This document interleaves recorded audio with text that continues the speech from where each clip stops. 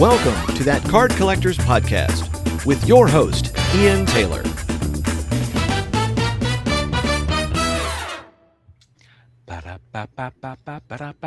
Skooya, jazz hands. I'm like a mime with the jazz hands today. There we go. Hello, everybody. Welcome to That Card Collectors Podcast. Yes, that one. Joining me this week is Keith. Good afternoon. Yeah, this is weird because we're recording this in the evening my time, and it's the end of the work week for most of you. I think Keith, your work week tends to straddle into weekend zones. We've got Josh. What it is. We've got Jason. Hello. Lower lip wibble. We'll come on to that later. And we have not got Wesley because Wesley's probably still at work. We don't know. Anyway. We also have over 100,000 other people who went to the National. They're all here as well. Welcome, everybody. Marvellous. Welcome. They're all there. I'll edit that in post. So, this episode, I'm even wearing the T-shirt. Look. Nice. National Sports Collectors Convention. Now, notice that it says National without... Where's my other nipple? There we go. Without an S on the end. All right, that's the first thing I'm going to say, right? Josh, how many people did you hear and see refer to it as the Nationals? Yep, that's the term. That's what. What's that all about? I've always known it as Nationals. Yeah, but it's not. Even the National themselves don't call it the Nationals. And I remember they posted a post in the last year that said where they were interviewing someone involved with the National, and they were talking about the origins of the pluralized version and how weird it was. Anyway, so as a point of order, as much as I fiercely defend the fact that the plural of Lego is Lego, the National is just a singular event once a year, and even their own branding, I can't find the right side. There we go. Doesn't say Nationals.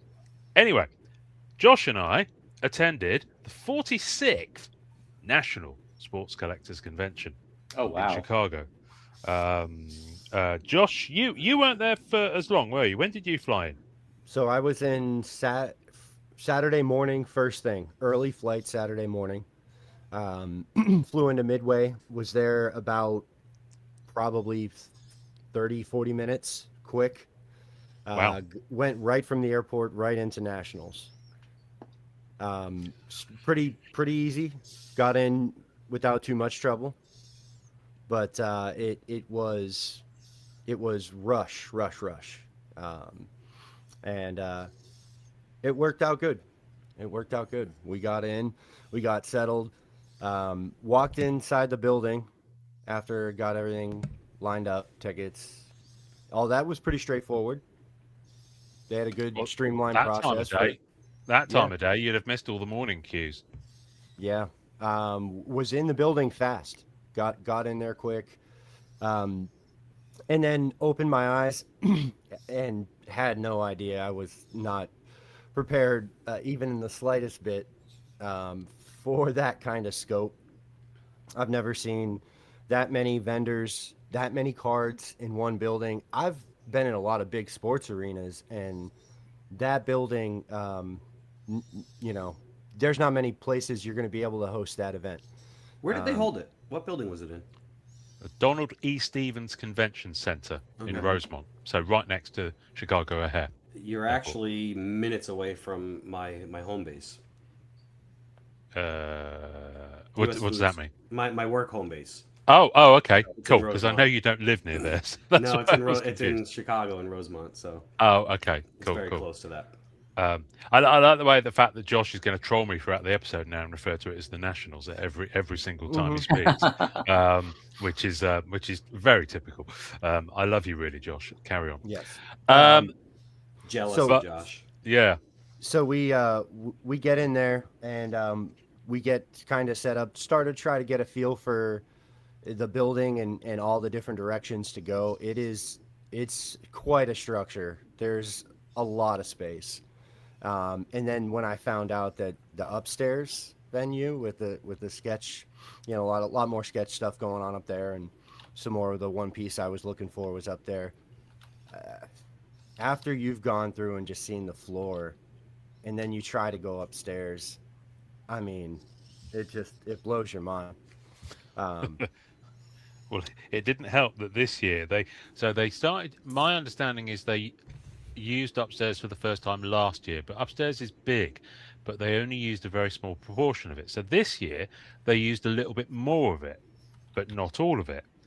But even so, for some reason, the layout upstairs for a lot of the tables, the aisles were really narrow, oh yeah, and it Yes. didn't work at all. It was fine down. I mean, it's quite wide aisles downstairs, but upstairs there was one section of about 3 aisles where it was really difficult for two people to even pass. hmm And if someone stopped to look at a vendor, forget about it. yeah, you're not in good shape. Yeah. You have to go with the flow of traffic down a lot of those places, just the way Yeah. people are naturally moving.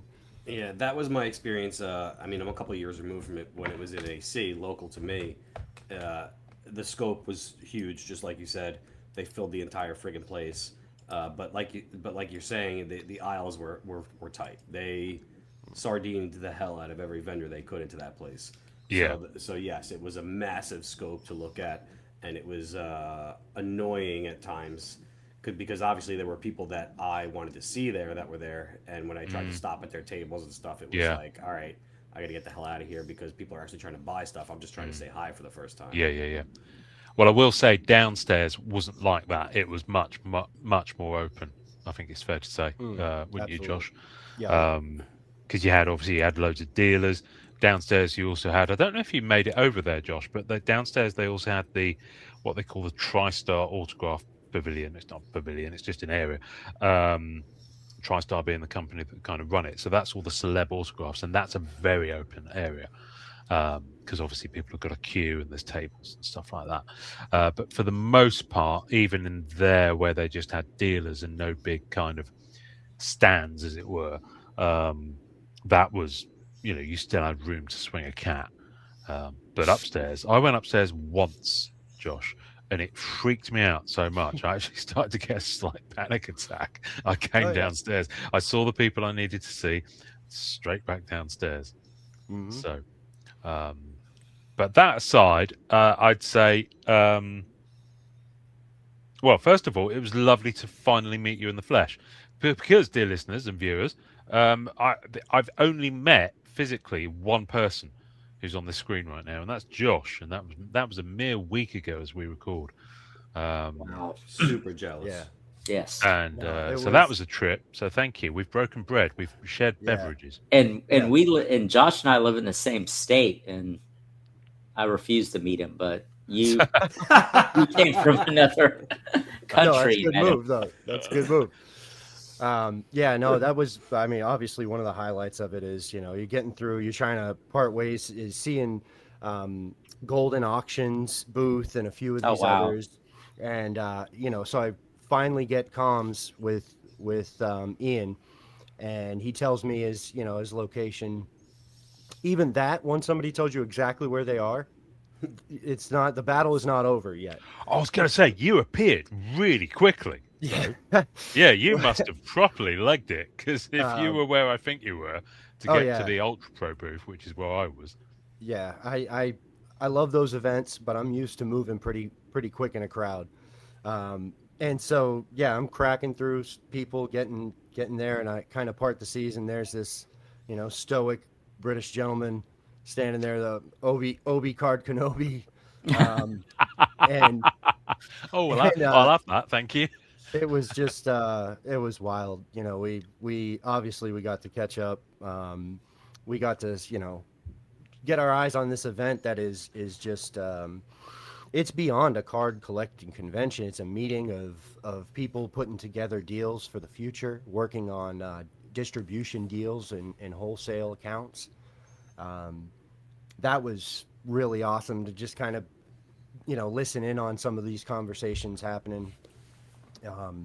Really, the whole process of it, guys that were getting set up and established and started, guys that were unbelievably well footed in the industry, and then just people who were just into influencing and the PR side of things, the marketing side of things, was everything, all encompassing type deal.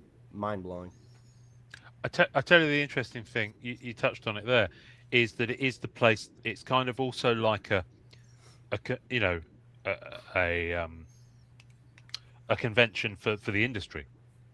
People are going off and having. I remember I bumped into Jason, boss of Upper Deck, and he had meetings lined up all day, and so did a lot of the Upper Deck bigwigs, and so did a lot of the Ultra Pro bigwigs I spoke to, and various other people. They have that lined up. They'll arrange. One of the people I went to, he was kind of in a private meeting area that they had upstairs, in a different area. That's how big the upstairs is. They had an entire separate area where corporate could do meetings, and they could rent time and a desk or a sofa or whatever it was. So I find that fascinating. You can imagine how many deals get done, how many handshakes broker the next. We iteration actually of walked things. back there where Beckett had a thing where they were inviting people under. Yeah. And so we kind of, I don't know if we were supposed to, but we kept walking and nobody stopped us. And that's where we saw PSA having a meeting and a few Yes. others. The conference rooms with the That's right. incredible room, hallway, beautiful, looked like the Hall of Heroes. It was pretty nuts. It's gorgeous building all the way around, but that part was pretty impressive. Is that conference room area? But you're walking by and you're seeing PSA, CGC, Oh, wow. Steel City, the guys from Steel City, and Just a conglomerate of groups trying to figure out how to drain our wallets, oh yeah, Pretty much. Yeah. right? Yeah. Pretty much. I have to say, the dealers are doing a pretty good job of that on themselves. Forget about any of the corporate guys. There was some absolute fire there. Now, I've got a slight benefit in that I was there from the beginning. So I was there on Wednesday. Doors open to the public at 2, which is what time I turned up, but I didn't have to join the queue. Now, I'll come back to that phrase in a minute. The queue, we'll come back to that. But I was able to go and collect my pass at the front desk, and go straight in, which was pretty good. But the queue. Now, I was with Greg, Rebel Base Card, so he lives like 20 minutes away from the venue. And so he picked me up from the airport on Monday, and we hung out a bit on Monday. We had dinner on Tuesday, and he came down with me on Wednesday. Now, he and Pete McClure, TC Wallets, Nice. because he was there as well. So Pete went? yeah, he did. Absolute hoot. Yeah, no, really, really nice guy. He was my wingman for quite a bit of it as well, actually. He and Greg went to Kew. Now, Greg knows the area, and he said the queue was so far down, it was literally in a different town, stroke city. It crossed the border. Wow. And meanwhile, I was in there just, starting to browse around. But between Wednesday, it was 2 till 8 on Wednesday, Thursday, 10 till 6, Friday, 10 till 6. Friday was bonkers as well, Josh. I'd even say Friday was possibly slight edge on Saturday, because in the city, they have Lollapalooza on over the weekend. Oh my gosh. So it's absolute. I mean, obviously that's a fair 15 miles in, but the city gets so busy, and a lot of people stay out near the airport. So the hotels, they've got the National going on, they've got Lollapalooza going on. My hotel was absolutely rammed with both. It was quite weird seeing both kind of sets of people mixing. After quite a few drinks on the Saturday evening, that was quite hilarious in the hotel reception. I'm just thinking of a bunch of it was awesome. A bunch of nerds and a bunch of girls in cowboy boots and stuff. That's exactly what, with bright colors. You had a fair bit of it, with and that was just Greg and Pete and Josh and myself. Forget about anything else. Right. But not even talking about the crowd. But by the time you got to Saturday, Josh, there was still a lot of cards there, but oh my days, they hadn't half sold a lot. I mean, I could see it. You might not have noticed it as much, but I could see how much it went down. I'll give you an example. On the Wednesday, do you remember Ali from Titan? Who used to do lots of breaks for Titan cards. Yeah. Well, she's not been with them for a while now, and she's relocated. She's in Atlanta now, and she's now working for the Baseball Card Exchange, who are quite a big deal. Yeah. They had a massive booth, loads of those metal shelves, and they were full of boxes on Wednesday, as in you couldn't see the other side. They had this square area in the middle, which was just for them with all their stock and stuff. All these shelves around it. Then they had like a walkway, and then they had all their showcases where they had their stock in. You couldn't see the other side on the Wednesday.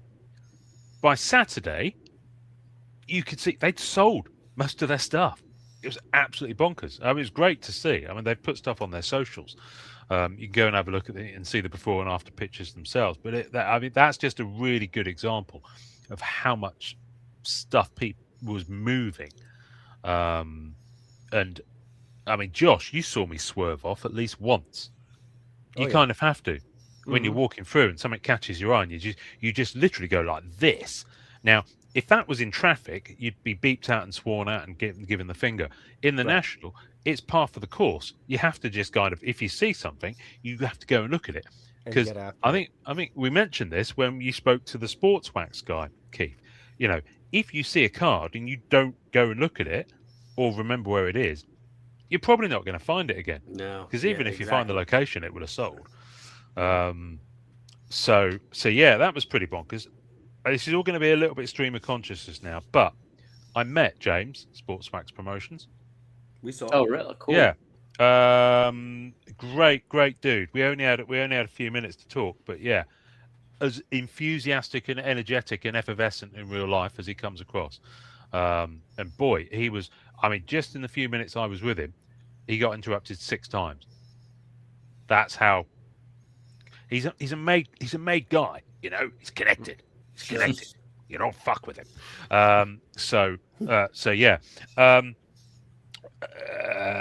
Josh, tell me what your kind of impression was of the kind of more corporate booths and the breakers areas as well, because they can hear from me about it all day long, but it's good for them to get your perspective.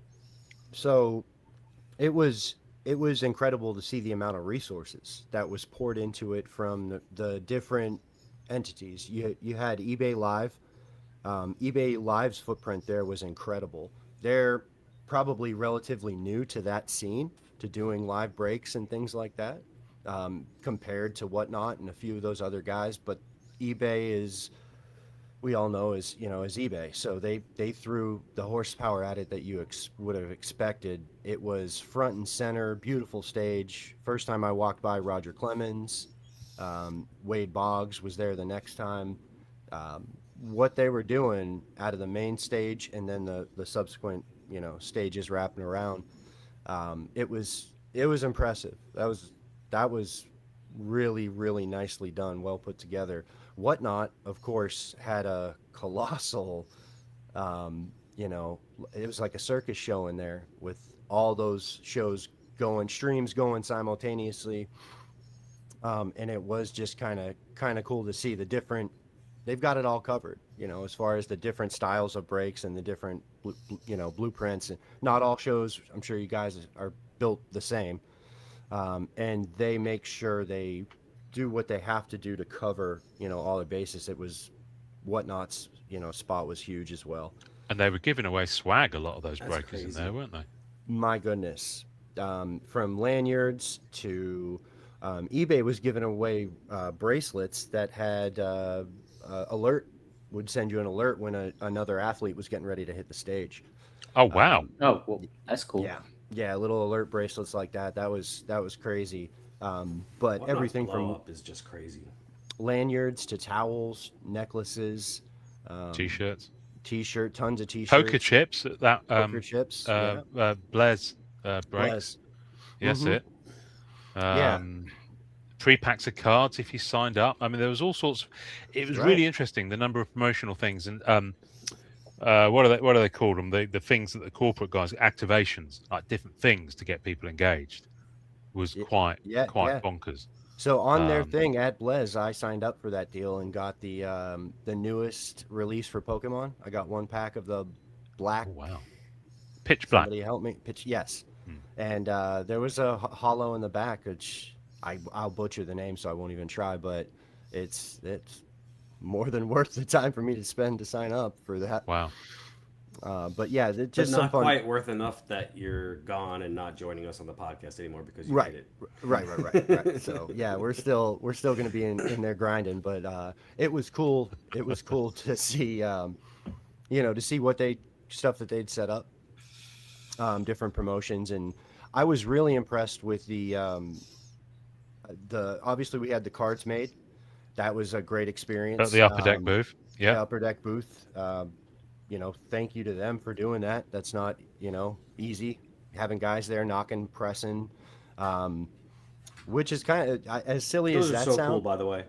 Yeah, you know what I love is having been there, trying to learn the process myself.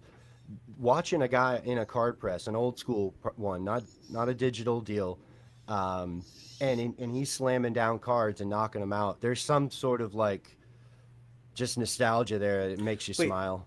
There's 100,000 people in there. Everyone's trying to get cards of themselves made, and there's one dude slamming friggin' cardboard. Well, there's That's not two a of them, machine? but no, this is not Oh, two. yeah, yeah. just fine, two. but not Yeah. all that 100,000 people No. going to the upper deck booth and getting cards made. I think it's Right, I mean, it's right. fair to Which say. Which is fair. Yeah, but And I think also- anybody that walked by that booth and saw the opportunity to do that stopped there. Well, they had it at the Just back. about. They had They it at did the back. sneak it. Yeah, they did Heath, sneak they it at the they back. really did hide it. Okay. In the I think back it's there. fair to say that you could get cards made at the Arena Club booth, at the Whatnot thing.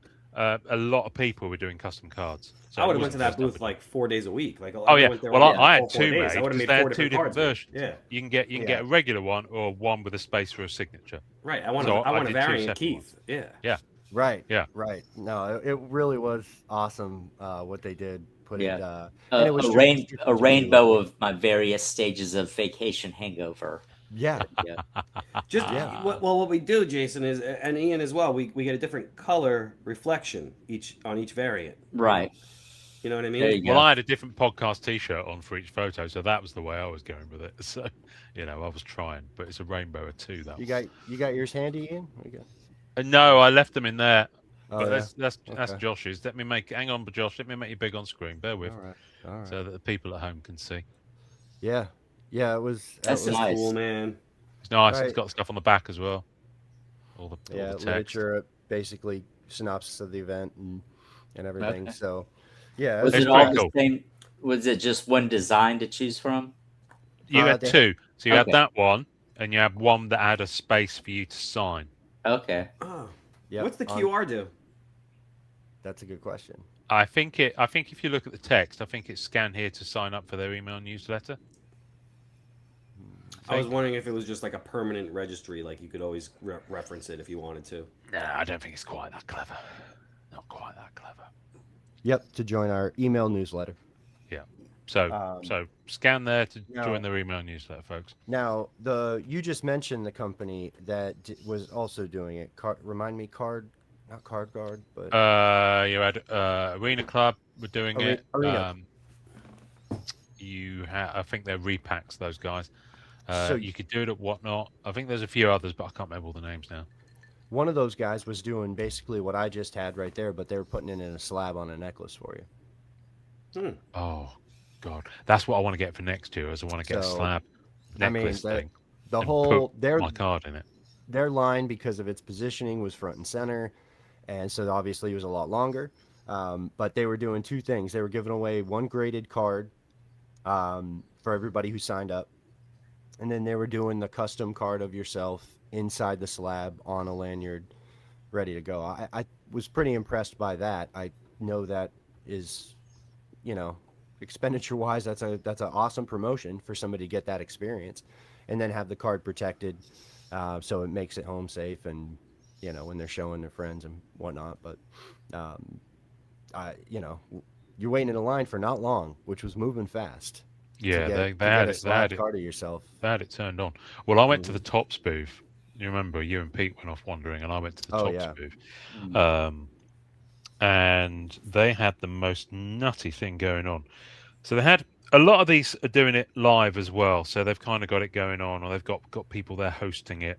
So they had a big area with squares on it, and there were 30 squares. And so you go through, and the whole idea is if you sign up to Fanatics Collect, you can then scan as you go through into this area, and once they fill each 30 spots, they do a live draw. Now, everyone in the app can push the button at the same time. There's a countdown. You push the button, and it kind of looks like ePack in that you open something, yeah? And in there is a graded card. Now, that graded card physically exists in a vault somewhere. So basically, signing up, you've created an account, if you like. So think of it, I guess, like ComC and ePack mixed. It's quite interesting. But it's obviously physically somewhere, and they give you that for free. But one of the 30 is a gold kind of, I think it flashes gold, or it does something on the screen gold, I don't know.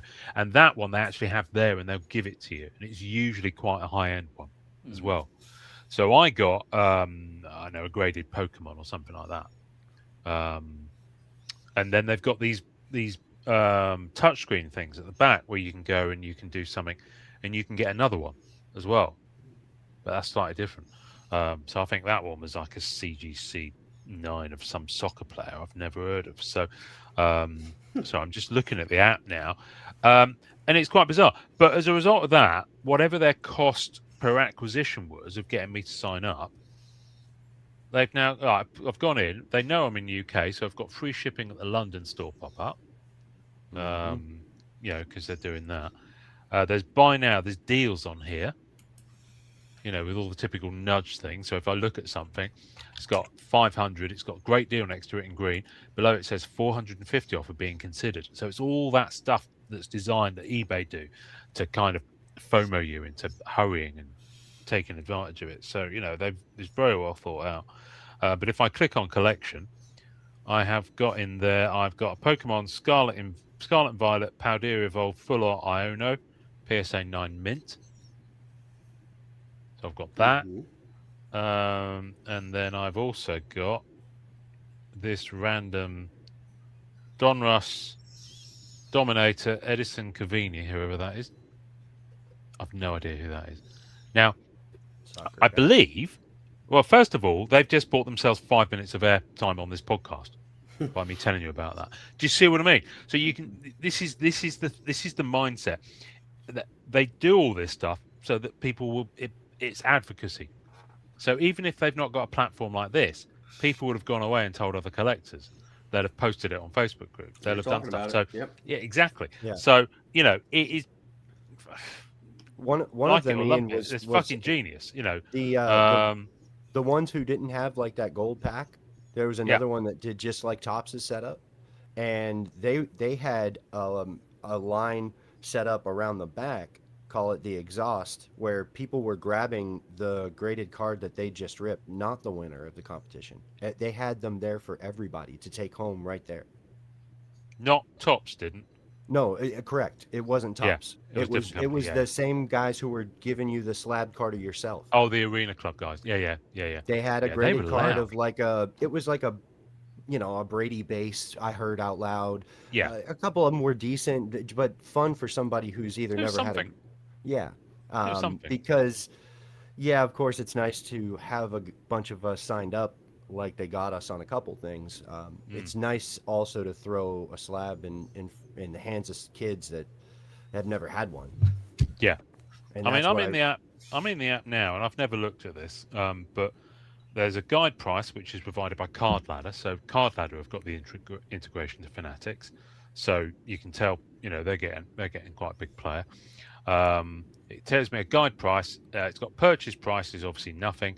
Origin instant rips, which is the thing they were doing at the booth. I've got a big button that says sell, so I could flip it for sale on this marketplace, or secure in vault. There's a button that says retrieve, so I can click on that as well. So it's interesting, but I'd have never have tried this app or known about it unless I'd gone through that process. So it's fascinating the number of different things they've got going on. One of the things Upper Deck had going on was at different times of the day they had different kind of drops, if you like. So you would have to between say 2 and 3 on Friday, if you go to their booth and you have a box of PWHL, you know, Professional Women's Hockey League, you know, they will give you one of their convention packs. Now those convention packs were pretty loaded. and you saw the pictures all around their booth, all the cards they'd put in there. And there was some, a lot of it. Yeah, it was all hockey, but there was signed stuff. There were costume. I keep saying costume. That's 'cause I come Uniform. from the non-sports side. Uniform. There we go. Patch cards, basically, and some pretty good rookie stuff as well. And people were winning stuff. They'd seeded it pretty well. I remember I went to get a box of hockey, didn't I, Josh? And I chose the wrong one. So we just sat and opened it at their booth. I opened a box of artifacts. Yeah. So they had a seating area. You could go and break stuff. Great. That's cool. So you're surrounded by people breaking their products. Because everyone who comes up at that time and gets their pack can go into that area and open, A, the box they bought to be able to get it, and B, the pack they were given. So you see people doing that in there. Got pretty busy at one point. But yeah, we opened a box of hockey artifacts, 2025, 2026. And by golly, it was gorgeous. Yes. It was really nice. Really beautifully foiled. And we got some good hits. There was lots of excitement going on. So that was good. That whole hockey setup that Upper Deck put together was beautiful. Yeah, they had a whole history thing. Yeah. Mm-hmm. Yeah. Had someone's private collection. I've got questions for both of you. Like, I almost want to, flip the roles almost and interview you guys, because I'm jealous. I didn't get to go. Mm-hmm. Like, what was the best overall celebrity that was at the show, period, that you did or didn't see? What was the highest profile? Best is subjective. Highest profile. Gronk was there on the Saturday. Okay. He was doing stuff. Brady was there last year, so he was obviously the biggest one last year. Logan Paul was there a little bit this year. That's probably it.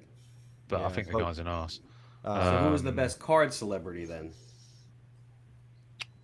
Probably me. Yeah.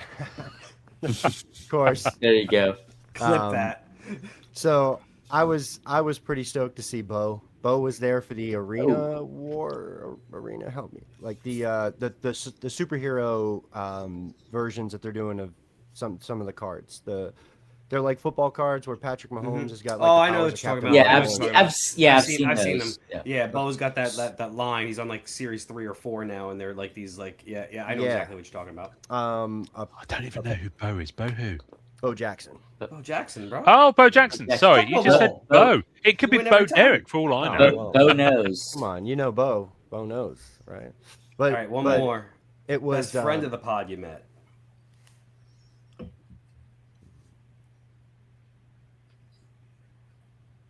Well, you met Amanda. Yeah. Didn't you? I thought this for. Oh, I thought he was. Yeah, Amanda. Either of you guys can answer. That was great. Oh, I thought you were asking Josh. That's why I was. Who was the best friend of the pod you guys got to meet that you hadn't met before? Someone that the audience would know more. Joe. He used to be at Upper Deck. He's now Ultra Pro. Joe Sorensen. We interviewed him a couple of times. He was there. Really good dude. And all of his colleagues at Ultra Pro, who he introduced me to, and yeah, I had a great time hanging out at their booth. So probably Joe.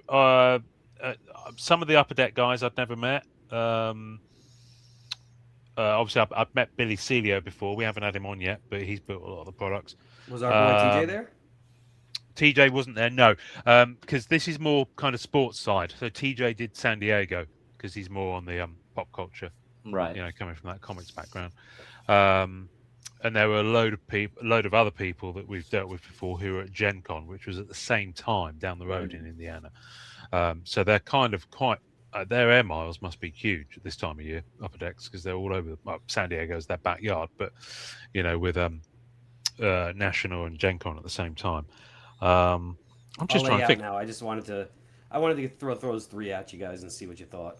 I got more, but I wanted to lay out for now. No, you go. If you want to, I don't mind. It's almost midnight for me, so I'm. Go ahead, Jason. What do you got? The most Well, it all sounds fun. I wish I was there, but with the amount of vendors that had you scanning QR codes and signing up for stuff, it sounds like the internet and Wi-Fi was pretty good, because I've been to conference and convention centers and even outdoor like music festivals where you get no service. It just sounds from Right. some of the stuff you're explaining as far as having to electronically sign up for stuff that like it's and communicating with each other to meet up. It seems like, that was sometimes that's an issue with conventions like that. Yeah. Cell Yeah. service was flawless apart from when you were in the Tops booth, funny enough. Okay. There was something about that was because of the height of their booth. I Gotcha. think it turned into a bit of a Faraday cage with all the electronics going on in there. But everywhere else, I know, I don't know about you, Josh, but I had pretty flawless connection all the time. No, Strong connection as well. for that volume of people and running what the theme was. To my surprise, so many digital booths that had a digital load, that needed a ton of Wi-Fi and a ton of to accomplish what they were trying to do. More than you would have expected. A lot of people are taking a tech type of, and so the Wi-Fi was incredible to be able to get through the ticket buying process, no problem. Signing up for these various accounts when it was, and then us reaching out back and forth with each other, cell phone, internet wise, everything was. That's a job well done. That's mission accomplished. Yeah, for it's them. been a while since I've been to one that size, but that's always Yeah. been kind of an issue. So that was Agree. that kind I of mean, I have to say, caught- this isn't the Donald D. Agree in Stevens. AC for sure. Sorry. The Donald D. Stevens, it's not their first rodeo. They are built to be able to cater for that. So the cell towers will be, Mhm. properly Solid. maxed. The building will, the building organized. The people who own the building will have all that infrastructure there for the people bringing in the show in to be able to rent, and it will come as part of the package. So, which is why I think I mentioned this last year that I read in something that there's maybe about 5 venues in the US now that are big enough and with the infrastructure enough, not just to the do size that, of the to building, accomplish that. but Right. the infrastructure with the number of hotels, the travel routes, the airport Mhm. proximity to actually hold the event, because it's like 6-figure attendance. Right. It's pretty nuts. I mean, Did that's they over say where they're 5 going days. next year? They're in Chicago for 3 years. So this is Oh, the wow. second of 3. Okay. Okay. And then in 28, they're in Detroit, but they haven't announced beyond that yet. Yeah, I mean, and I've for- heard a lot of rumors of them choosing to actually then sit down somewhere permanently. And I wouldn't be at all surprised if it's Chicago. Yeah. Right. Yeah, So- your Josh, what options was are going to be Go ahead. your options are going to be super limited for that, and that's for Detroit in 28. They have to already be working on those things sort of in preparation for. So yeah, it's the amount of venues to do that. Just the ingress and egress from the place is massive. That convention center has a huge ability to get them in and get them out. It was well done, and it's going to be tough to find that in the heart of a city next to 2 airports, relatively, and a ton of huge hotels that are almost literally connected.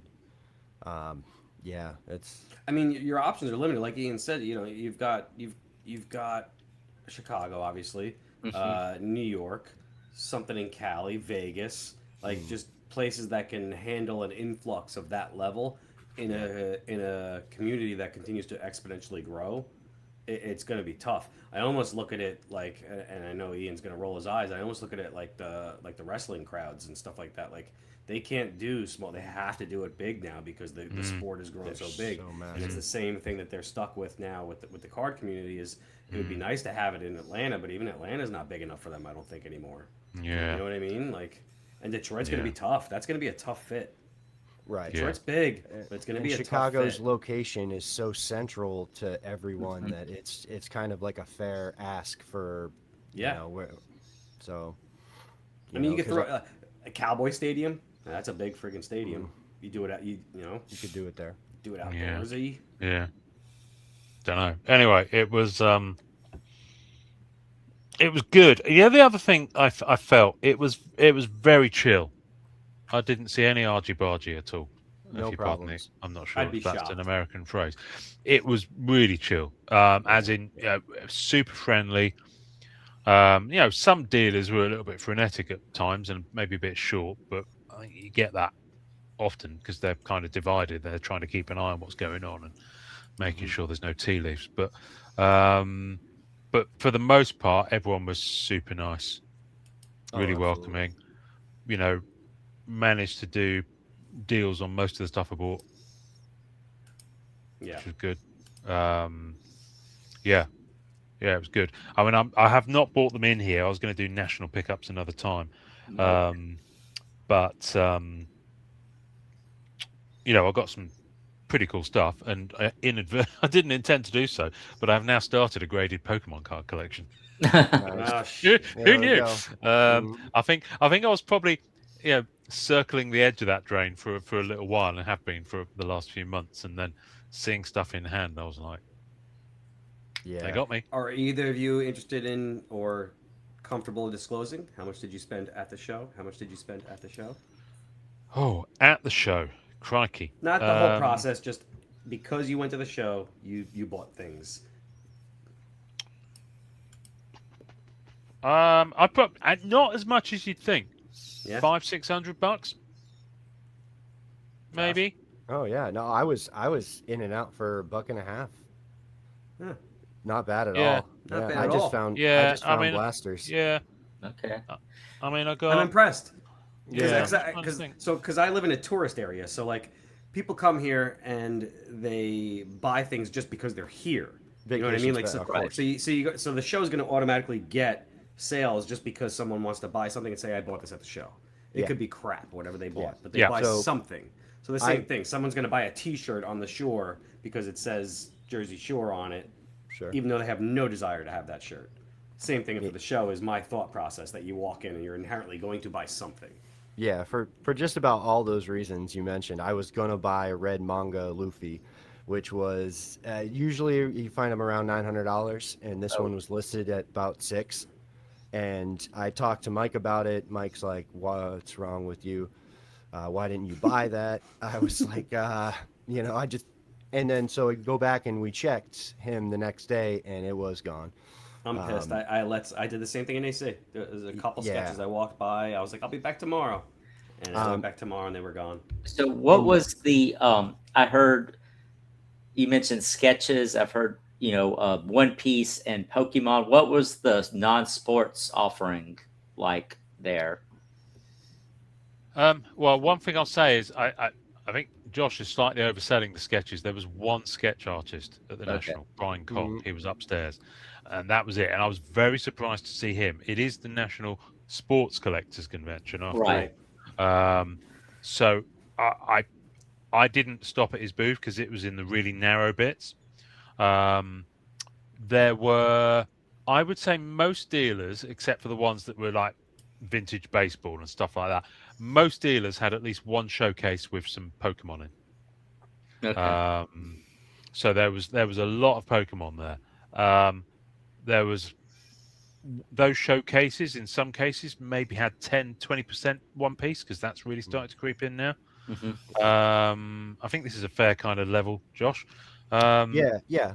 There was when you got upstairs, you found a few, and then downstairs in a specific area, you were finding some of them that carried a bunch of V Friends, which is a new IP that's, you know, is just there. And so you would also see One Piece, Marvel. I did find booths and I'll be honest with you, I found booths that had everything you would kind of expect to see at an LCS that's pretty strong. You know, mainstream. There was a booth that had platinum, had 92 platinum blasters and hobbies. That was David Adams. Mint. There was a place. Well, one other one than those two guys. Steel City had them as well. David Adams, Steel City. This was a medium-sized booth that wasn't one of the larger companies. Oh, okay. Surprised they had Marvel Mint. I know the one you mean. Yeah, I know the one you mean. Yeah. He had some nice classic stuff too. Unopened boxes of the 95 Marvel and just, you know, some things here and there. I didn't realize that what I walked past was 2026 Mint. I thought that what I was looking at was 25, and for the price that they had those at, yeah, that was kind of a bummer. Are those the ones that Mike traded for? Yeah. Yeah, so but he went to a different booth and he got 2 boxes of mint 2025 for a Cooper Flag Redemption auto. Mm. So the boxes were listed at 600 each. So it's, and if that for the Cooper Flag auto redemption was I think they gave him some cash as well. possibly. I think the Cooper Flag is a bit more. I saw him Yeah, folding some notes. yeah, he was definitely bringing the stronger thing into the Yeah. deal. Well, they jumped on it straight away. They were like, yeah, what's he want? Yeah, and then we realized as I went past, or I'm sorry, fast forward a few days ago, I just realized that 26 has released and it's been out for a minute, and the box art made me, because and so as soon as I saw the box art, I was like, oh my God, I was looking at boxes of 26 mint and I can't believe it. I mean, it saved me, let's call it $1,700 or $1,800 because It made sure you got home. Yeah. Yeah. So what was the?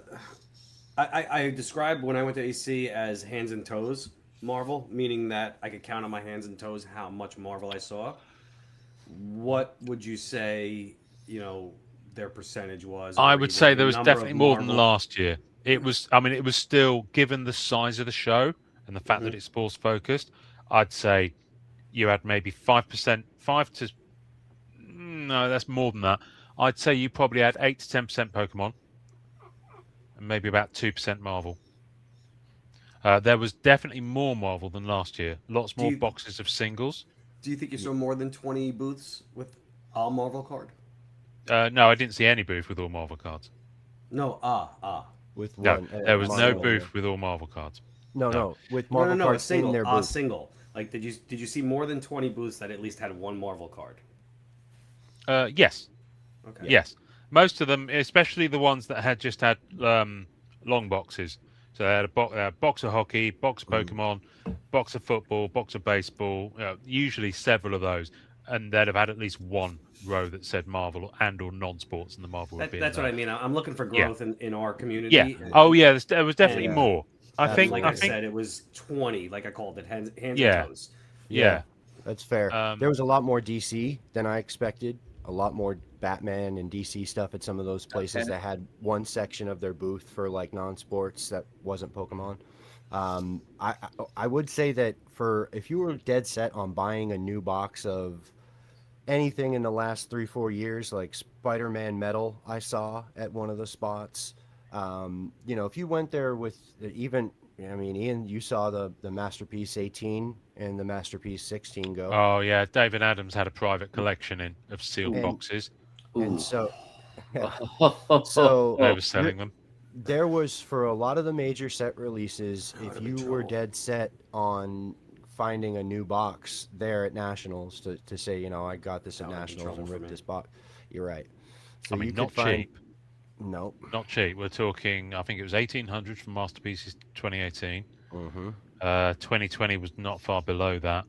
There was a sealed tin of 2014 Premiere. There was a sealed Silver Age, sealed Marvel Creators Collection 98.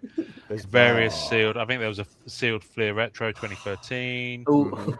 Dang. Yeah. So this collection that David Adams had went through the 90s through to pretty much up to the end of the Upper Deck period. And they had in many cases it was just one sealed box, but in some cases it was a couple.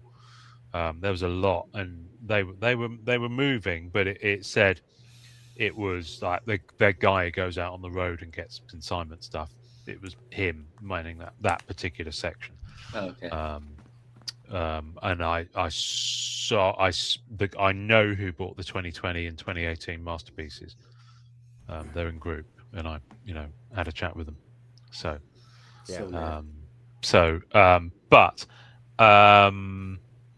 yeah, not cheap on those. I think that's the thing. I mean, 1,800 was, if I was going to say Masterpieces 2018 now, I'd expect. I haven't been looking on eBay prices, but I would expect it to be 4 figures, but not in the high end of 4 figures. Does that make sense?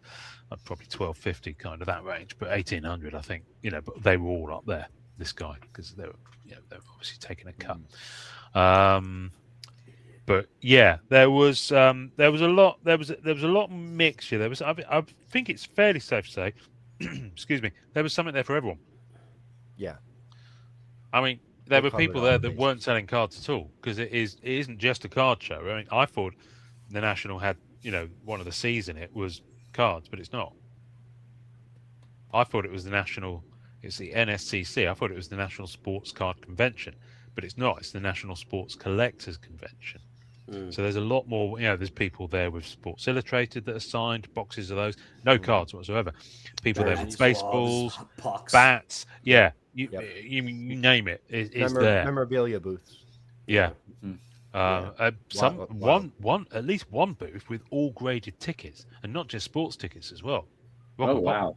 Yeah. That's cool. Oh, Yeah, that was the pretty ticket cool. stubs of the games. Yeah. Yeah, I saw that. Yeah. That's going to be But a he had- market. That's But gonna he be a had market. like Super Bowl tickets, playoff tickets, where Yeah. they're fully printed, not just the little Tyson scruffy piece of Holyfield. paper. Yeah. Tyson Holyfield tickets, stuff like Yeah. that.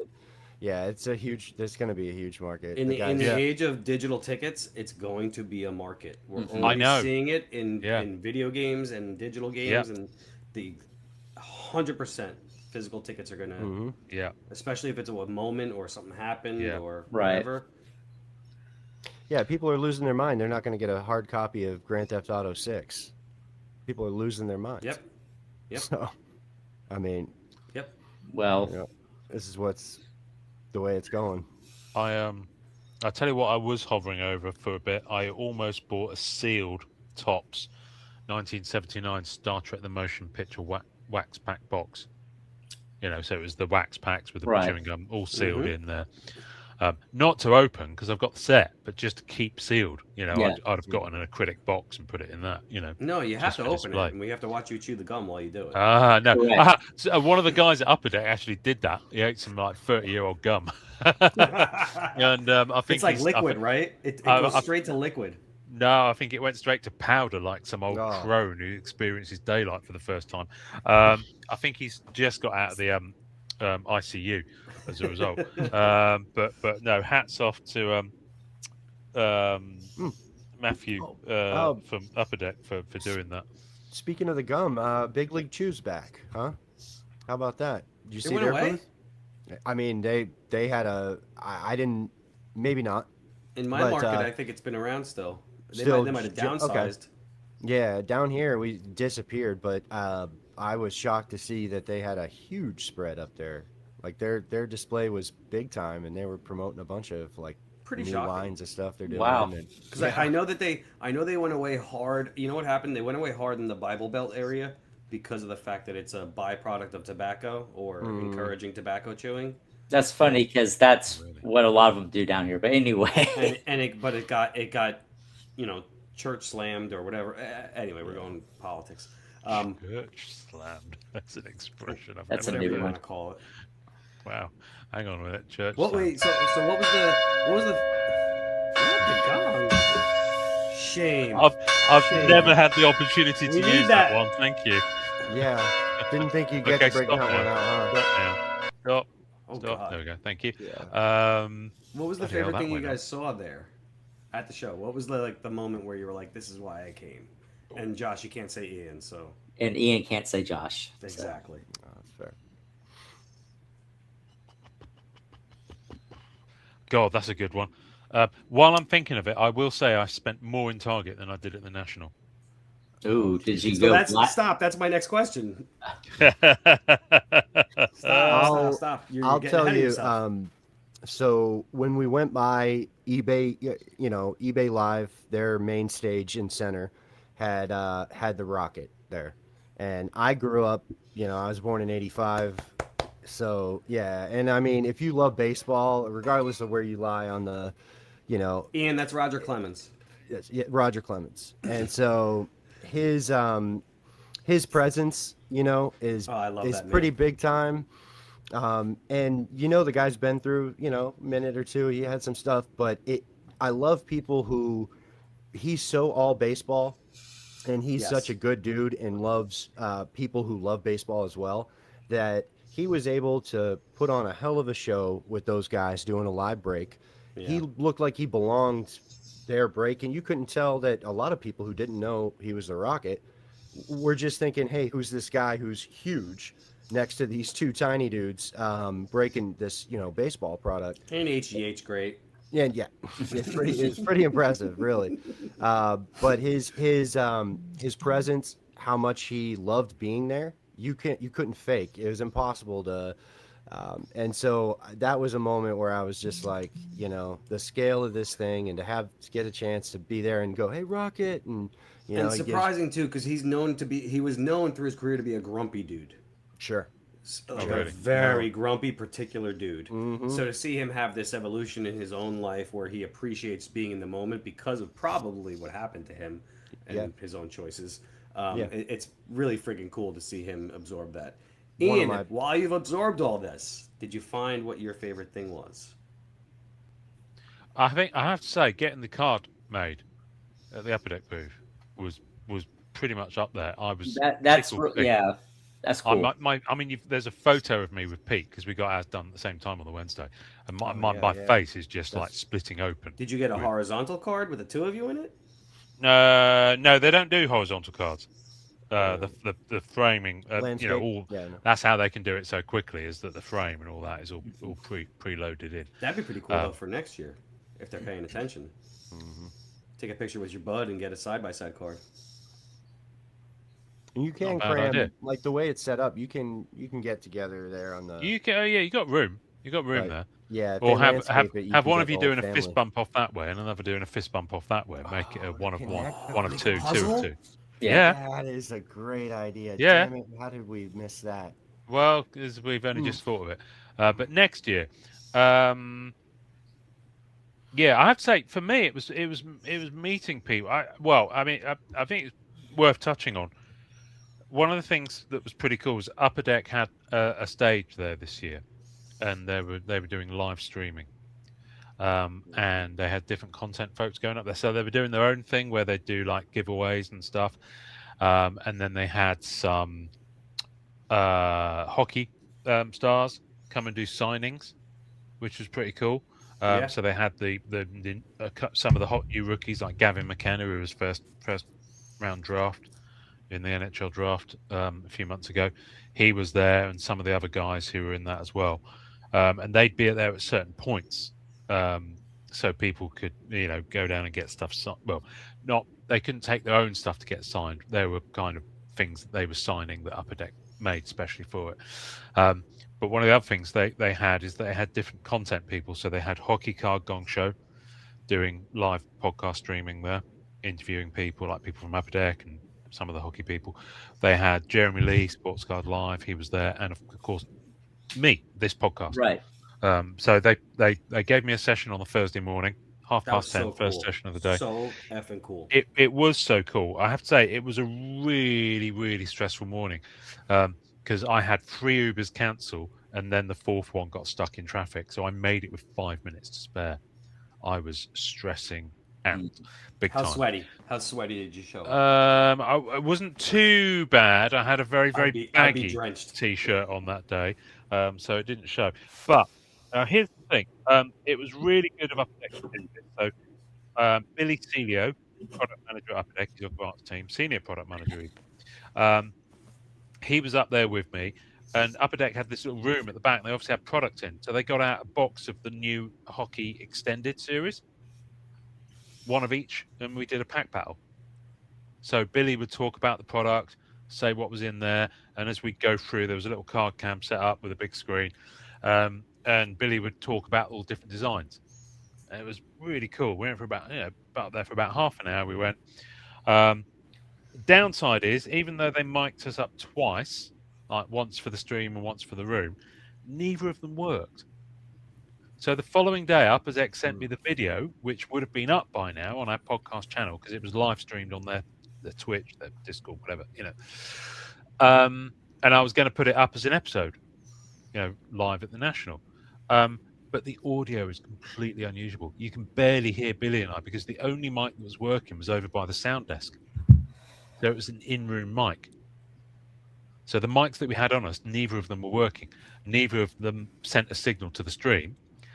So you could barely hear us for the first few minutes of the video, and then you heard someone's conversation when they came over to speak to the sound guy. So, and it would have been completely impossible to use it. So it's a real shame. But the video is lost to the. I mean, the video exists, but there's no audio to it that's usable. Well, So the video is lost to the ages, I'm afraid, folks. So I will say that was just a technical error. You know, I don't mean to sound ungrateful. I'm hugely grateful that Upper Deck invited me to do it, and I hope that they invite me to go back and do it next year. In fact, I'll do more than one session. Now I've got a taste for it. It was great. There were people in the audience. It went by really quickly. You know, once I got about 10 minutes into it, and I was like, actually, I'm starting to enjoy this. Do you see what I mean? Because it was, you know, I've never done anything quite like that before. Great setting for it. But at the end of the stream, there were some kids on that side that had joined with their parents, and a few kids on that side, and you know, all this sort of stuff. At the end of the stream, now I'd won the pack. I'd won the box. I got some really good stuff. Okay, Billy Celio goes to the kids on his side, goes, "Here, do you want some cards?" And he hands them all the stuff that came out of his box. So I'm like, mother, I'm going to have to do the same. So I was like, "Here, have some cards." I mean, listen, you know, they weren't really mine. Upper Deck gave them to us to open, so you know, I can't really lay claim to them. But it did make me laugh. Best box of hockey I've opened to date. Well, actually, no, the box of artifacts I opened the following day. Not on stage was pretty darn good. But yeah, so that was an absolutely wonderful experience. And so I just want to take a moment, because I know some of the guys listen. Jason and all of your team, Nick, who was like the main guy there, Pat Smith, Billy Celio, Matthew Blybert, Grant, Mike Phillips, Jeff Dotseff, all those guys that were there from Upper Deck. Gene was there. Thank you, basically, for inviting me to be a little part of it. It was really good. So Yeah, thank you. Guys. And yeah, hopefully, if next year can happen, if I can scrape together the money to go, because it's not a cheap trip, I'd love to do it again. Team Upper Deck, if you're listening. Gotta go again. Gotta go next year. Was that your first time in Chicago, Josh?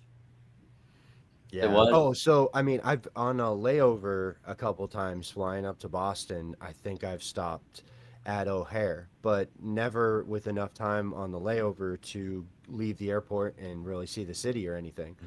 So Sunday, we went in, grinded out a lot of the top stuff, you know, that we didn't get much time to do day one. Sunday is an early release or early out. I think 4 p.m. they shut down on Sunday. Yeah, they shut at 4, yeah. So we got out early enough, was heading towards the city to see the this not Sears Tower? Sears Tower? Yeah, it's called the Willis Town now because they've renamed. But yeah, it's a shame. Well, anyways, we're old enough. It's Sears Tower still. Yes. It'll always be Sears Tower for a lot of people, Right. from what I understand. Yeah. Right. So we saw that and was heading down to go see the gateway, the Big Bean. Oh yeah. And Yep, that's yep. where we ran into Lollapalooza. Okay. And everything you can imagine from an entertainment spectacle, getting to see the skyline of Chicago, incredible. The up road and down road action they've got for your on ramp and off ramp stuff, unbelievable. Civil engineering, just insane. But to see the kaleidoscope of people mixing like freshwater and saltwater with the convention, spill out, mixing into the Lollapalooza crowd, that by days, you know, Sunday, so it's a few days of Palooza for them. They're working on fumes. This crowd they're glowing with bright colors and boots and skirts and stuff. Great. Everyone looks like the Ultimate Warrior with the fringe. Yes, exactly like that. It's freaking incredible. But we had to bail because it was pulling us in. The Lollapalooza, the sound, the music. You could see us like we were rolling the windows down a little bit, starting to. Next thing you know, people on the road were like, "Hey, where's that?" It's like a black hole. It's gravitational pull. Yeah, You get stuck in the gravity world. I don't think I would have come back because I like going to music festivals and I like going to conventions, and I think and to end the national, I'd be I MIA. agree. Yeah. Right. It would have been bad. And we were already polishing off a few drinks on the way back Yep. and stuff like that. And and so You were drinking when I first met. I mean, this is like 12 o'clock in noon. That sounds judgmental. Someone had white. No, it was just surprise because it's like you're walking around. Oh. And here's the thing: we went and sat down in that upper deck area, and there were open cans of alcohol on the table. I think that might have gotten us kicked out for it wasn't a bar setting, but we kind of kind of turned it into one. But a little bit of a pub. It was all good. Pub So that aligns with what you were talking about, Josh. That aligned with my next question, and I have one more after this. What was your favorite non-show thing that you did, Josh? And then Ian, you're next. The trip to around the main street of Chicago, which takes you literally underneath the stock exchange, Chicago Stock Exchange, hit a few of the main buildings, and so I really got to see the crazy skyline, and then on the way out caught the Palooza crowd. So that was, I won't forget that. That's freaking cool. I didn't get my. I'd intended to not go to the show on the Friday and go into the city. That didn't happen in the end because I had so many people I was trying to meet and connect with, and a few of them kind of fell over into Friday because Thursday was so nuts. So I didn't get that, but I did go into the city on Tuesday afternoon briefly, not all the way in. I just went to kind of just one the of the tip main. of the city? Yeah, no, the North Milwaukee Avenue. There's a whole area with loads of bookshops and vintage shops and things like that. So I went there, but I got the CTA, so the elevated line that goes in. So it's that very Chicago thing. So that was cool, just being in the architecture of that part of the city. Like I went into a Barnes and Noble that used to be a bank. Like the building used to be a bank, and it was stunning. Like really stunning. Just mooching around in there, and in there I got a blaster of one of the hockey products. Can't remember which one now. Target was the trip actually because I ended up going there twice. So I went there the Tuesday morning because I came in on the Monday because I wanted to acclimatise a little bit. That didn't happen, but on the Tuesday morning I went and did loads of bought loads of stuff for me, and in the process of doing so. I found the section where the trading cards are, and it was called. It was Tuesday, so it completely cleaned out. I think they restock on a Friday, most of the Targets. Anyway, but happened to go up there on Wednesday with Pete because he had to go up there anyway, and I walked up there with him, and they were doing a surprise restock because they had a stock take going on, and they wanted a lot of the stock out. At least that's what the woman told us. I've subsequently seen a content video that may actually throw some doubt on that because one of the big content creators went into the Target after hours and all the shelves were fully stocked. And they were doing giveaways and things. So I think they stocked up for that as well. But anyway, so randomly enough, there were loads of guys there just with baskets full of stuff, even though it's only supposed to be 2 per customer. Well, forget about that. And I managed to get my first in the wild Pokemon Elite Trainer box. Which I picked up, and I tickled pink. I turned around to Pete and showed him, turned back, and all the rest of them are gone. So I was surprised it didn't turn into that Schwarzenegger movie where he's trying to get the last toy and someone tackled me for it. That didn't quite happen. But no, that was the toy. But what was the movie called? Jingle All the Way. Jingle All the Way. There we go. I was thinking Kindergarten Cop. That's different. So which is great, and I know a lot of people leave them sealed to forget that. I brought it back, and me and my daughter packed that on Tuesday on her birthday, just gone. And we divided the packs, and she got all the hits, including one that's worth the cost of the box, which she immediately had me put on eBay. So she's turning into a right bloated capitalist. But it was the experience of opening it that was the great thing. So that was quite fun. And honestly, the place we went, Josh, Moretti's. That was a blast. That was damn good food. What kind of beer? Italian Chicago pizza. Kind of Italian Chicago diner. That's my next question. Yeah. Did you have Chicago pizza and/or a Chicago beef sandwich? I didn't do the beef sandwich. I mean, I didn't have the pizza that night. I had it in a few nights before. The whole thing is, the whole deep dish thing is a complete tourist bollocks. Most Chicago folks have thin crust. So I'm not a Chicago deep dish guy. I just was wondering if you experienced it. So I had a pizza in Moretti's, but I had it on the Tuesday night. I went in there with Greg, when it was half price pizza night, and Greg knew that, so that's why he took me there. But yeah, they're bottles of Sam Adams, which went down a treat because you can't get that over here. Boston We have to go back to that restaurant next year. I went in there. I went in there 3 times this trip. Did you leave something there, Josh? What do you mean? The service was Bulgarian waitress you're talking about. Yeah, Exactly service was great. yeah. I mean, nice pizza. I can't possibly comment because They had this nice is broadcast and I'm a married man. But nice pizza. let's And just say, Nice. yeah. beef sandwich, it's good. Mhm. But yeah, it's a beautiful city. We got to go back to that restaurant. It was a good time. Now Amanda and them were they were up there for a while. We got to see them. Got to talk to Yeah, they turned up, but they sat at a a few different table because they took a view that there weren't enough seats at our table. But all the rest of the people that were supposed to be joining them never turned up, so they could have sat with us after all. But no, that was cool. yeah. What else? Oh yeah. Ian, how about American culture?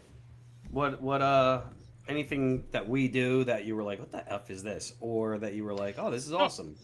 Not really. Well, the thing is, I have been to America quite a lot. Yeah. Right. So it's by far not my first rodeo. I think my first trip to the States was '99.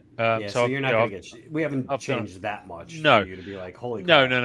crap. One of the things that I did find interesting is quite a few Americans use the expression, there you go, Mm. Yeah. when they're talking. Yeah. I noticed it.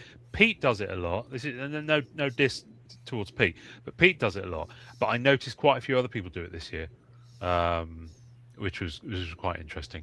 It's used in an encouragement way, right? It's very Like, similar to a cheers. Well, it's mate. when we're talking, and I'll you're on point your something third out. beer, and I'm like, there you go, get another beer. Yeah, but partly, yeah, but not just in that context. More like I'll be talking about something and I'll see something and it goes, there you go. No, it's bizarre. I mean, I guess the closest we've got in the UK is, well then. Yeah. My mum would always end an argument or conversation with, well then. No, that. And you can imagine the three Yeah, dots that's after kinda- it. And it'd be that's like kinda hanging how them, I- yeah. Yeah, that's kind of how I see it when that expression. It's like, Yeah. blah, blah, blah, blah, there you go. But no, it was used in so many contexts. It was like Right. it was like the free word Swiss Army knife for things you could say. Mhm. Yeah.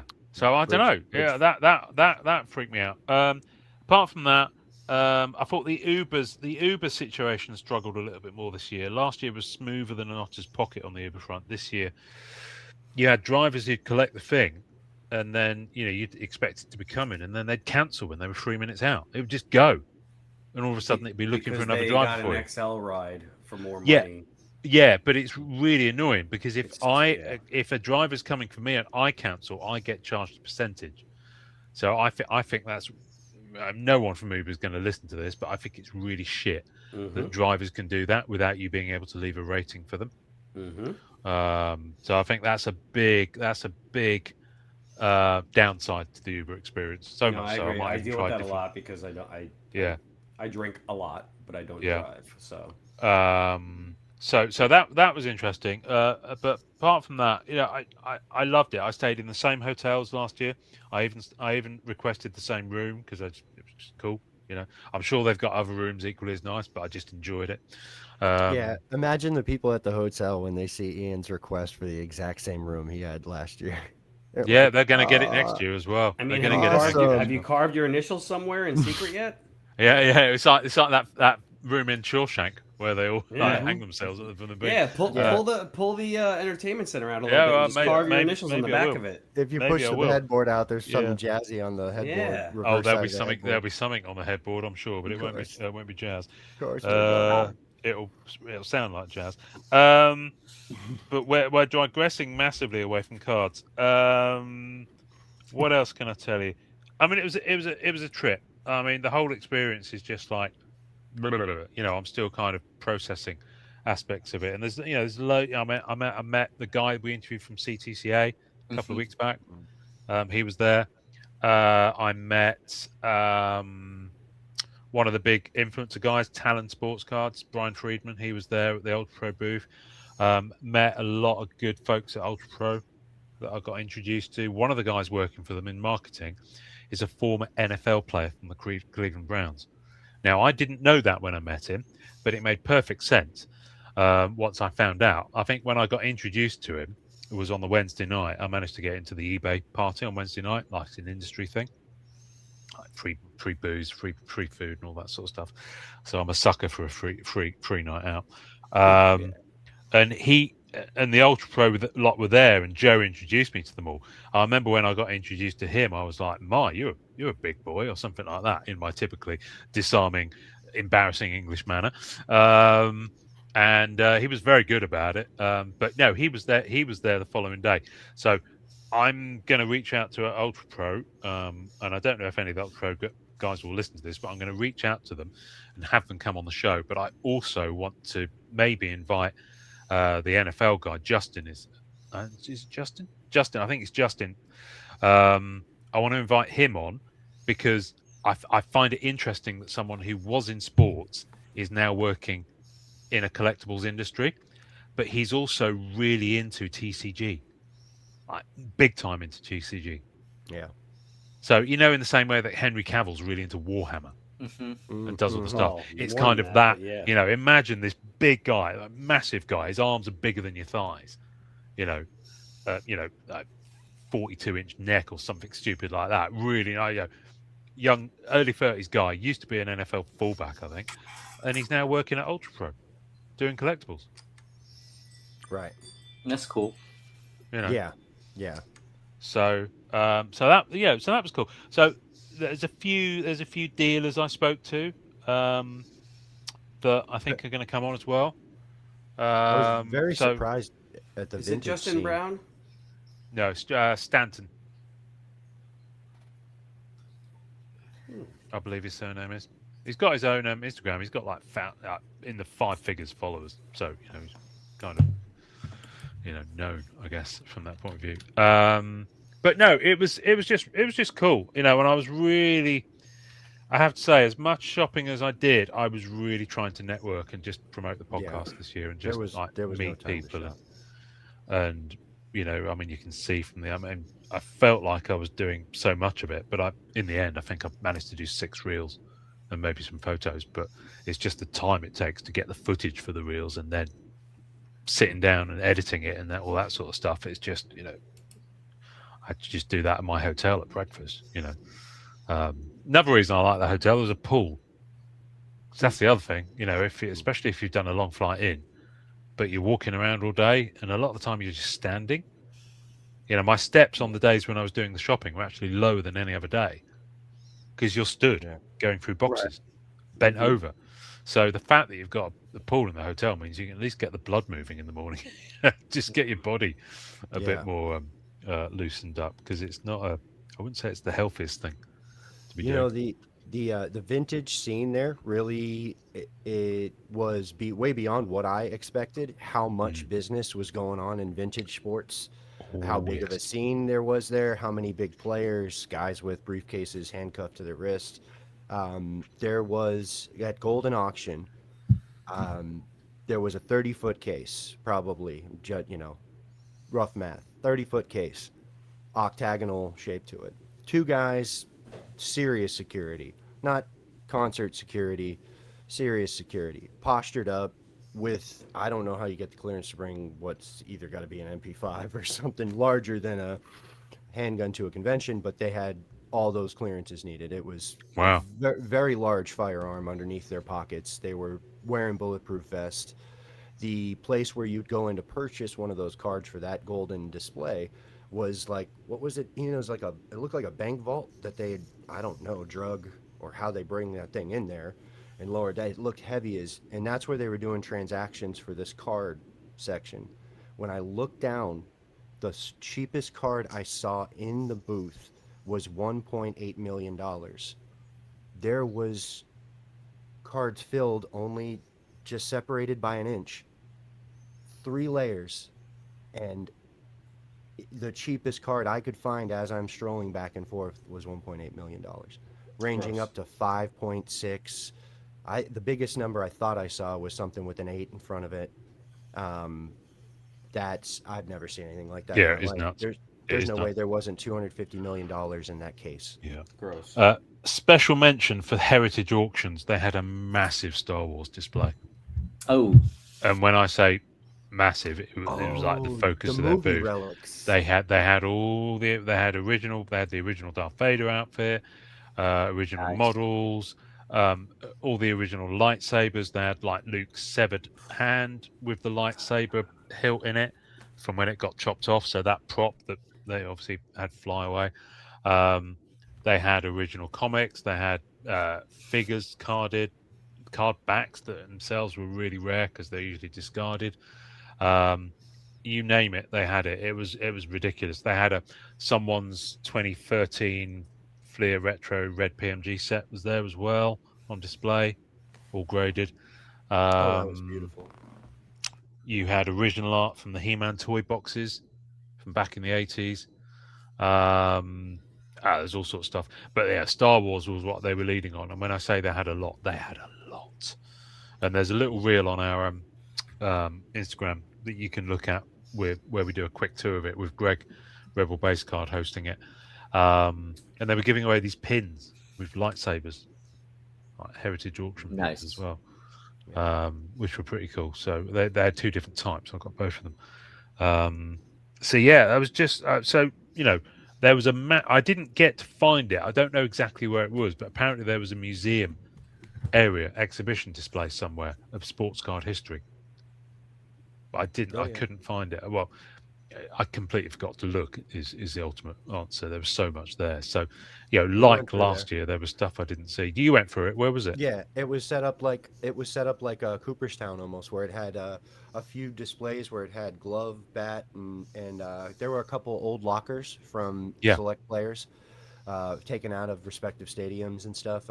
Seats out of the original, Wrigley, all sorts of stuff like that. Wild, beautiful setup. But yeah, museum style. Yeah, no, I didn't get to see that. So, but already I'm trying to think about the feasibility of next year.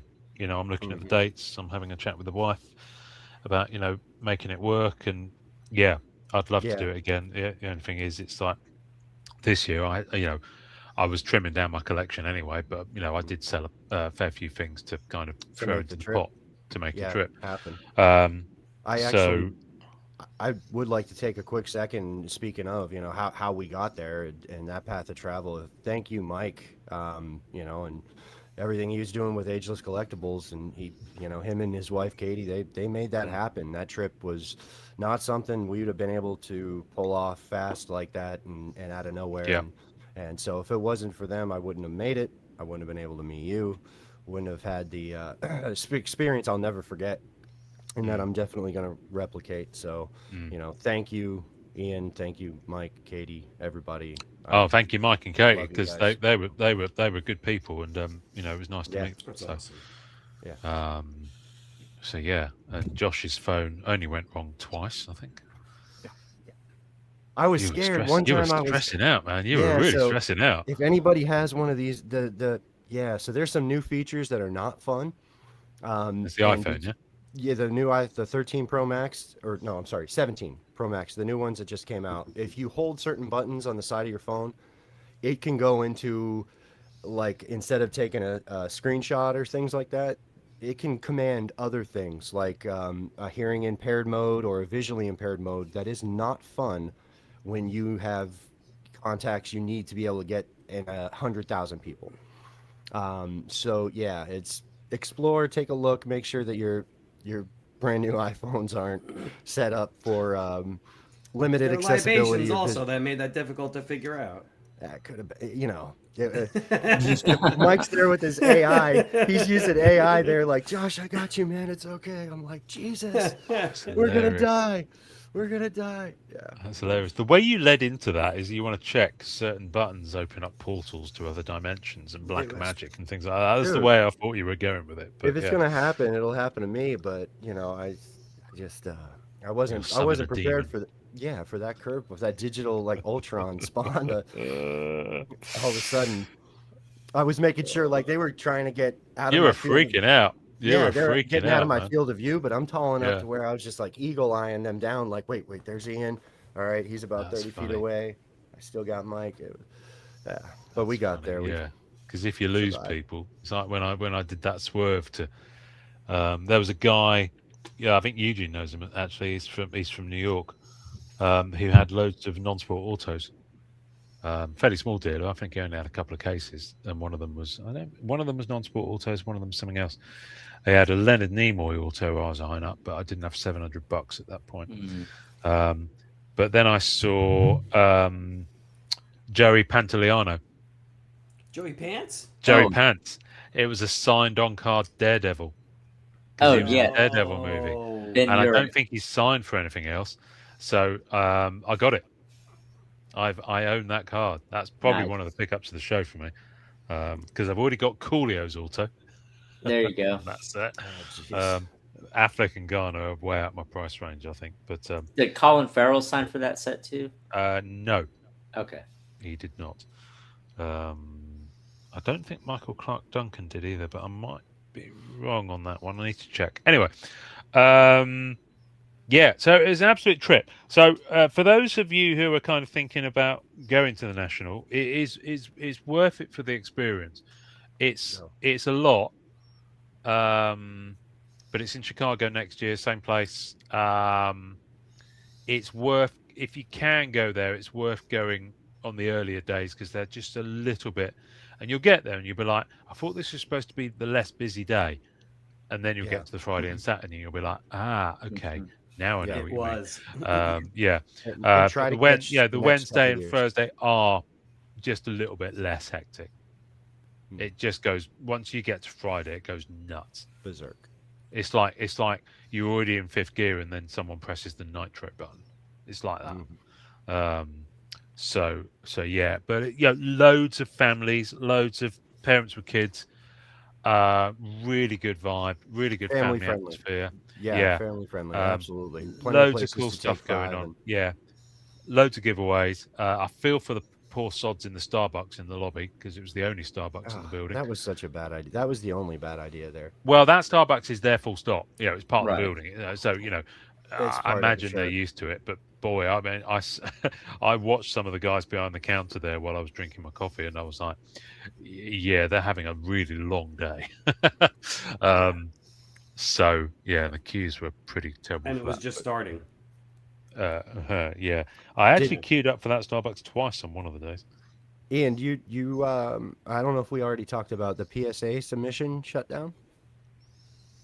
So last year's they do it while you're there, don't they? And they had to shut it down. Right. Yeah. So last year's Nationals, they ran all 5 days.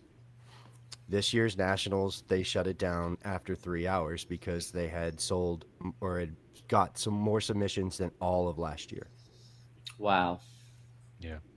And I think that's partly they've been shut down on so many levels for the last little bit. That's why. Well, right. But to get, to host the event, same location, 5 days of operations, X amount of data, go fast forward to 2026, 3 hours. With the expectations of why wouldn't it have not been like last year, if not then some, and everybody involved. I see what you're doing. Yeah. So it was just something I was like, okay. Now the other players were willing to. What was it? CGC and SGC were very encouraging and saying, yeah, we still have same day grading here, no problem. SGC are owned by collectors, same as PSA, but yeah. Yeah, CGC has for years done that at certain cons for comic book grading, the same day grading for comics. They only do it at or they used to, I don't know what they do now, but maybe 3 or 4 shows a year. Because it's a big operation to bring all that equipment and have that all set up somewhere to do it. And the staffing. Yeah. But yeah, it's a trip. It was an absolute trip. And a trip that I would love to make again. So, and now it falls to our lot at this point in the show enjoy collecting them. Well, you're going to be saying that in a minute. I was trying to find.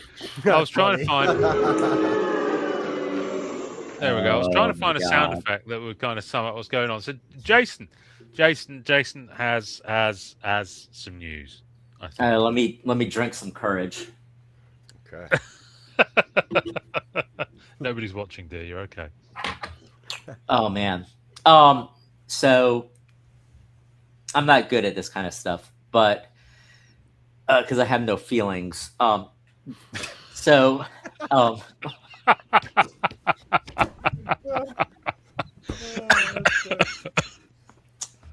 no, I've had some things come up, just some life stuff, some family stuff. It's just stuff I got to be more kind of attentive to, and be available for a little while, and in general, kind of as a result, my kind of collecting and spending habits have changed a little bit as a result. So I am. This is sadly my last episode of that Card Collectors podcast. I have always loved doing some kind of podcast and YouTube type thing. I've been doing it off and on for 10, 12 years at various times, but I was just really happy when Ian kind of opened up the offer and to meet, Josh and Keith and Wesley, and talk cards and the comic stuff, and we talk movies, and just I've learned a lot from y'all as far as different card things and what sets have been out there. So I'll still pop in every now and then on chat or whatever, but it's been what, 2 years now. Oh, 2.5. Easily. 2.5 years. I'm Yeah. not good at math, but 2.5 years. But it's been it's been a good time. It's been something fun and to look forward to every Sunday, and getting the opportunity to talk to Upper Deck and some of these artists and other fans and collectors. It's been good times. Well, can I just say I appreciate you loads. Lots of love to you. I thank you for being part of this crazy thing. Doors always open. Usual stuff that you'd expect me to say, but personally, thank you. It's been really great getting to know you a bit more, and finding out a little bit more about what's going on, the stuff we talk about off air. Right. Hearing about the stuff you get up to and some of the crazy stories you sometimes come back with. Not as crazy as some of Josh's, mind you, No. but I'm sure you can work on that. You're quite close together. That would be something, but yeah. I mean, I'd love to see a job. The thing I will say about Josh is surprisingly tall and quite slender. Jason, I know you're kind of on the opposite end of that spectrum, not meaning that to be an insult, but you are a shorter gentleman. So I'd love to see you two side by side. In fact, you could almost dress up and go to a show as father and son, possibly. That could be a thing, like that bad grandpa from Jackass. Anyway, there you go. Whatever's next, I wish you all the best. I know you won't be a stranger, and yeah. That's Jason, of course, like Ian says, we're going to be waiting for you, when time's right. And it has been phenomenal learning experience, man, getting to get your insight on this stuff, and getting to know you, how you operate is something I've always respected, man. You're true blue guy, and your knowledge for this is and your love for this is great, and it's been something to be awesome to be a part of with you. And nothing changes, we're all still going to keep in super close touch. And yeah, it goes without saying, if there is anything, we are we're always right here, brother. So I love you, and yeah, we'll see you back soon. All right, thank you. Yeah, I gotta echo Josh, and one of the things that I like the most about you, Jason, Josh, Ian, all the guys here. There's times where I feel like each of you is very similar to me. Like I identify with you for percentage, you for percentage, you percentage. So like there's a part of me that I feel identifies with you very much, Jason, and we agree on many things. Same with Josh and Ian. So it's validating for me to know that there are other people thinking like me, and there are parts of me and you out there, and you've been great to deal with. I was trying to think today of like my favorite Jason moment. I think it's when we made him go back in the closet, right? Like That's right, like in the PJs. Yeah. Like Yes, and he had the PJs on, right? 100%. Oh, it was so good. It was 100%. so good. It was my favorite. I was thinking all day. I almost hit you guys on the side, and I was like, "Can everyone like, real quick, just let's do our favorite Jason?" And then I thought about it. I was like, "Nope, moment. it's this. It was. We're all Yeah. gonna have the same answer." We love you, dude, and whatever you're dealing with, take care of it. Come back soon. We're here for you. Love you, man. Thank you. So I appreciate it. I think on that note, we might have to just ask Jason to do the sign off this week because, quite frankly, Absolutely. Oh yeah, well, we're done. Well, the closet's calling, so enjoy collecting. And the